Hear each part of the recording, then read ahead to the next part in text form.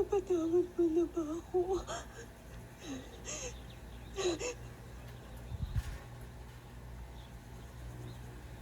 Nakaraan na yun. Ang importante yung ngayon.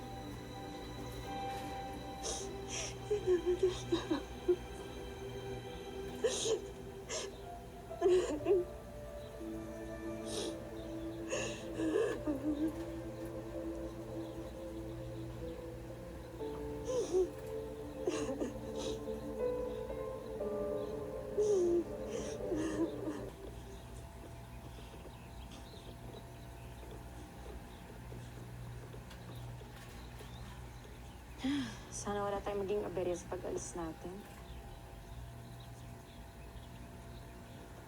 Pagdating natin ng Vietnam, nalaya na tayo sa Glorito. Pero yung gulo ni nanay at tatay ay...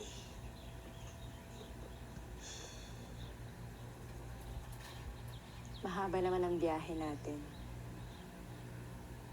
Punta pa tayo ng Palawan, tapos tatawid pa tayo ng dagat. Papuntang Vietnam, oh. Pagdating natin doon, naging bagong tao na tayo. Siguro naman, sa haba ng biyahe natin, makakapag-usap din sila. No? Sana pagdating natin doon, buo na ulit tayo.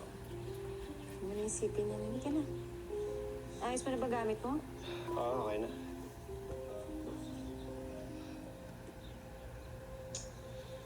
Bakit? May tip daw no, yung mga otoridad at Coast Guard na magpapatrol mamaya sa laot. Ano? Mainit daw yung dagat, oh. Binago ng bankero yung schedule natin. Ano ibig sabihin nun? Kailan yung alis natin? Mamayang gabi.